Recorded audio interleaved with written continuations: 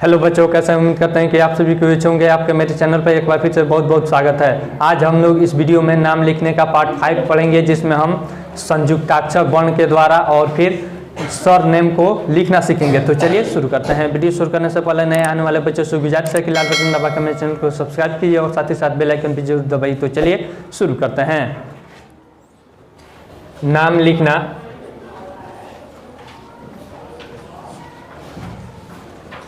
Part 5। इसमें हम लोग संयुक्ताक्षर वर्ण का पढ़ेंगे। संयुक्ताक्षर वर्ण, संयुक्ताक्षर वर्ण कौन कौन है देख लीजिए। यहाँ पे आपको छ में क्या क्या मिलता है।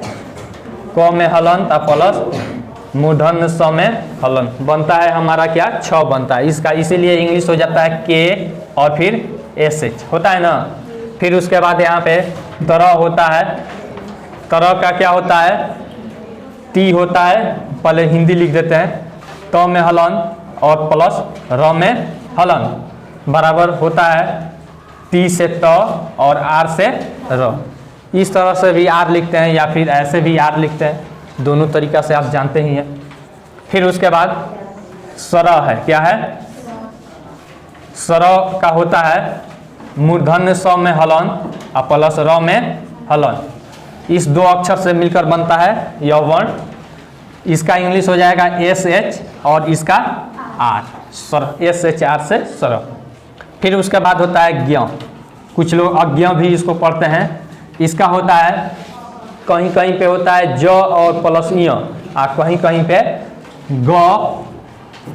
बहुत सारे व्याकरण के किताबों में ग प्लस य देता है, ठीक है ना, और बहुत सारे किताबों में ज प्लस य देता है। इसीलिए इसका इंग्लिश 2 हो जाता है। इसका इंग्लिश 2 हो जाता है। कहीं कहीं पे देखिएगा ज्ञ का इंग्लिश देता है GYN देता है ना, और कहीं कहीं पे देता है JN देता है। देखे होइएगा लोग, कहीं कहीं इसका इंग्लिश JN होता है और कहीं कहीं पे GYN। क्यों होता है, क्योंकि किसी किताब में ग प्लस य मिलकर ज्ञ देता है और किसी किताब में ज प्लस य मिलकर ज्ञ देता है, ठीक है ना। अब इसी संयुक्ताक्षर वर्ण के द्वारा कुछ हमें नाम है, उसका इंग्लिश हम लोग पढ़ेंगे। चलिए आप लोग ऐसे इस वर्ण के द्वारा जो नाम है उसका बोलिए हिंदी में नाम, उसका इंग्लिश में हम लिखते हैं। बोलिए लक्ष्मी। लक्ष्मी। अब देखिए ल से क्या हो जाएगा, एल से ल। फिर उसके बाद ल के साथ कोई भी हमारा मात्रा नहीं है तो इसमें क्या हो जाएगा, ए जुड़ जाएगा। फिर उसके बाद यहाँ पे छ है, आधा छ है। इसका अर्थ क्या है कि छ में हलंत है, ठीक है ना, संयोगी छ है तो के एस एच हो जाएगा, लक्ष्य हो गया। फिर उसके बाद म दीर्घई मी है तो यहाँ पे एम आई लिखेंगे। क्या लिखेंगे, एम आई। अब कहिएगा कि एम डबल ई क्यों नहीं लिखे हैं, तो क्योंकि यह लास्ट में है और फिर इसका ट्रेडिशन आजकल यही एम आई चल रहा है, ठीक है ना। इसीलिए यहाँ पे LAKSHMI होगा, लक्ष्मी। कोई दिक्कत, बोलिए मंत्र आखिर मंत्र, मंत्र। तो यहाँ पे MAN हो गया, ठीक है। फिर उसके बाद यहाँ पे तरह का क्या हो जाएगा, TR, मंत्र। कोई दिक्कत। फिर उसके बाद और बोलिए लक्ष्मण। लक्ष्मण, यहाँ पे म हो जाएगा, आधा छ है और फिर यहाँ पे अण, लक्ष्मण। लक्ष्मण का क्या हो जाएगा, LA, फिर यहाँ पे KSH, लक्ष्य हो गया और फिर M हो गया। कोई दिक्कत, M से म, और फिर म के साथ कोई भी मात्रा नहीं है तो क्या जोड़ देंगे, A जोड़ देंगे और फिर यहाँ पे N से अण। कोई दिक्कत, लक्ष्मण। और बोलिए नाम ज्ञान है तो ज्ञान का देख लीजिए, 2 तरीका से हम लिख सकते हैं। GYAN लिख सकते हैं, GY से ज्ञ, ठीक है ना। और फिर यहाँ पे आकार है तो यहाँ पे ए लगा दिए गया और फिर एन का 9। फिर उसके बाद कुछ इस तरह से भी लिखा जा सकता है, JNYN AN, ज्ञान ऐसे भी हम लिख सकते हैं। समझ में आ रहा है? तो आप इस तरीका से, अभी ज़्यादा ट्रेडिशन में चल रहा है तो इसको आप लिखिएगा। और बोलिए, अब इसमें एक और चीज़ है सरनेम, उपनाम। आप लोग देखे हैं उपनाम या सरनेम। सरनेम यानी कि लास्ट में जो आपके नाम के लगाया जाता है, या फिर किसी का उपनाम भी होता है। जैसे में देख लीजिए कुमार, क्या है कुमार, तो इसका क्या हो जाएगा KUMAR होता है ना। फिर उसके बाद होता है वर्मा, क्या होता है वर्मा। तो वर्मा जैसे आप लोग सुने होइएगा कि वर्मा जी किसी को बोलते हैं ना, तो यानी कि यह हो जाएगा VARMA, ठीक है। VA से व हो जाएगा। फिर अब म में क्या है भी, व के बाद यहाँ पे ऊपर रेफ है तो इसलिए VA के बाद र लगा दिए, कोई दिक्कत। और फिर यहाँ पे म आकर माँ लगा दिए में, कोई दिक्कत। उसके बाद होता है शर्मा।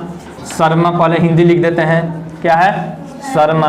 तो शर्मा का क्या हो जाएगा SHARMA, शर्मा। जब ऊपर में यह रेफ रहता है ना, रेफ रहता है तो इस अक्षर के बाद आर लगाते हैं। क्या लगाते हैं? इस अक्षर के बाद आर लगाते हैं। तो यहाँ पे स है, स के साथ कोई भी मात्रा नहीं है नहीं है, इसलिए यहाँ पे SH के बाद ए लगा दिए। उसके बाद रेफ के लिए आर लगा दिए।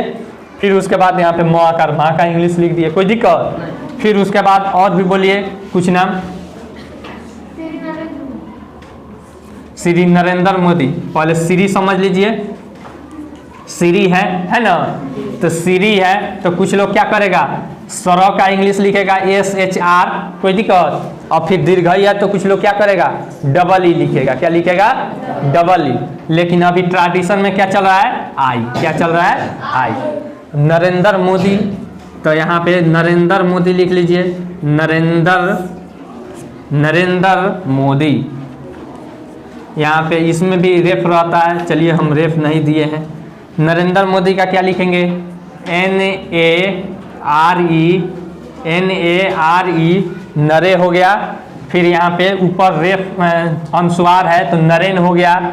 फिर यहाँ पे DRA। अब कहिएगा कि दी के साथ में आपका कोई भी मात्रा नहीं है, कोई भी मात्रा नहीं है। तो कुछ ऐसे नाम होते हैं जिनके यहाँ का जो ए रहता है ना, उसको लास्ट में ए लगाना पड़ता है। क्या करना पड़ता है लास्ट में ए लगाना। जैसे राजेंद्र प्रसाद, तो लिखते हैं इंग्लिश में, उसको लिखेंगे कैसे राजेंद्रा प्रसाद लिखेंगे, क्या लिखेंगे राजेंद्रा प्रसाद। उसी तरह से यहाँ पे नरेंद्र मोदी है तो नरेंद्रा मोदी लिखेंगे, क्या लिखेंगे इंग्लिश में नरेंद्रा मोदी, ठीक है।